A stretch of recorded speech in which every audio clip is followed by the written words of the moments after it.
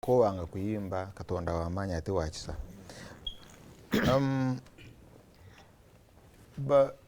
ba njagala kusooka associate ne mukulu munyagwa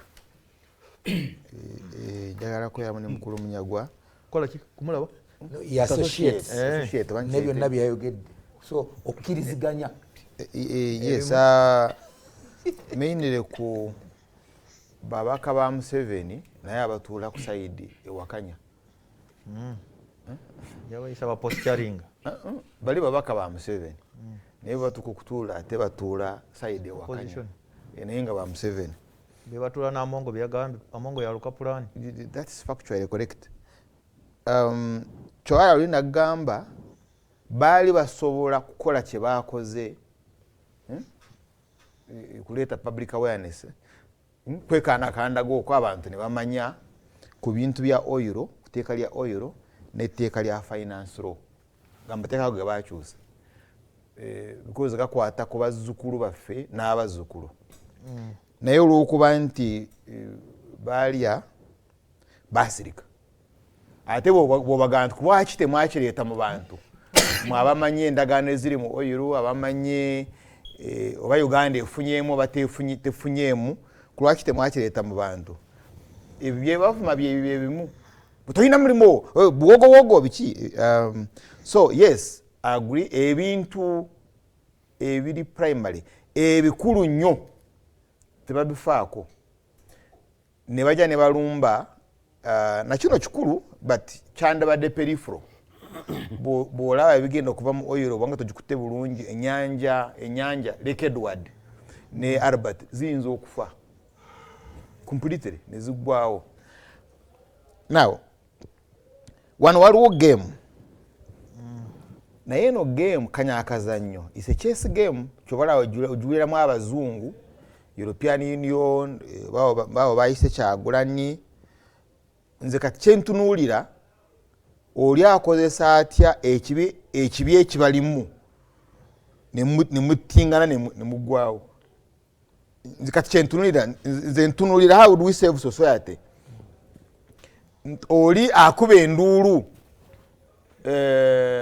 wuuyo naye nga kyagikubira ayagala batemulono ndowooza badde olaba how engeri gyokyamusa mob n'ogiwa stole nti omusajja oyo atomedde omusajja wa bona ng'ate nga n'okuba otabaddeewo awa ebisitole mob n'ekyamuka n'ettaki n'ettole kati neebyuka naye kyo ekyabaddewo so waliwo gw'olaba ayagala asitula society agisitulira mu busungu naye ng'ekivaamu kutingana. I'll give an example. Bw'oba oyagala message etambule kwata omulambo omuntu omuteeke ku kkubo owandiikeko ekiwandiiko the whole of Uganda in the next 24 hours ejja kuba ekisomi but bwe kwata billboard oteeke ku billboard message batono nnyo abanaagisoma so studies ziraga society wokuma okufuna headlines ez'okutemu nga bijja mu mawulire mind ya society ecorrupting ekutuka society eyo nefuuka dehumanized nevaamu ak'obuntu netandikirawo okutingana so it's always a process kati kyovalaba ebiwandiiko ebiri ku ebiwandiiko bamawulire oba tvs byolaba mu palamenti tocha yes kati gwe kyolina okutunulira kikyekivaamu naye oli because waliwo akye designinga there is a designer nze kati nze gwe nnoonya wegubanga musango wawalebudde mukulu Museveni n'omwogerera ebigambo investigations evidence weeri because otochalinga nga waliwo kyonoonya so wano obadde onoonya bujulizi because the obujulizi is there byowandise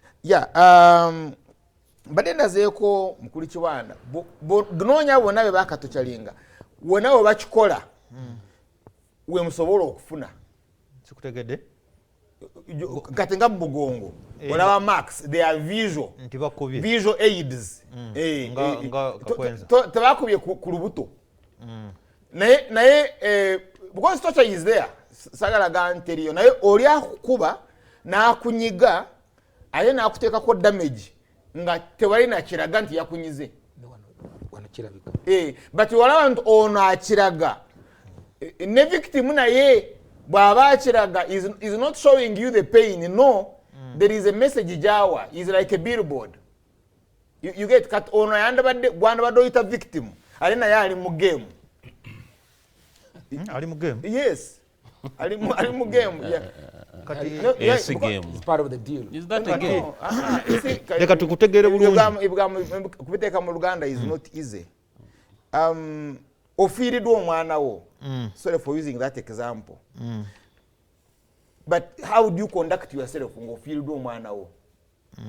Kati bwanga omwana abadde akuluma naye ng'ate osobola okumukozesa on your political opponent nga neesimbye ne munyagwa, waliwo kyesasobola kukola nga nfiiriddwa owange naye bwobanga obadde ogenda kukikozesa gwe okifunemu akalulu ngamba because you see pain y'omwana wo esusse ogamula mukangwetikke ku gwange olina ngamba agwe kutuweeko katono tugutwale ku palamenti tujja kufunamu political ne milioni 10 wizo wezo nogamba because I am respecting my kid.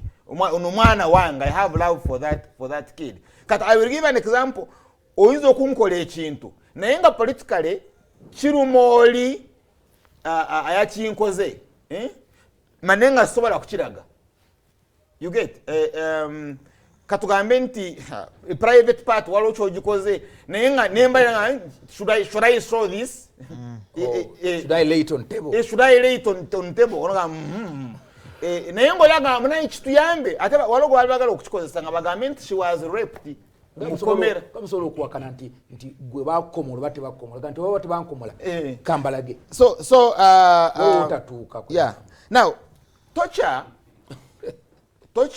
twagireta mu constitution naye constitution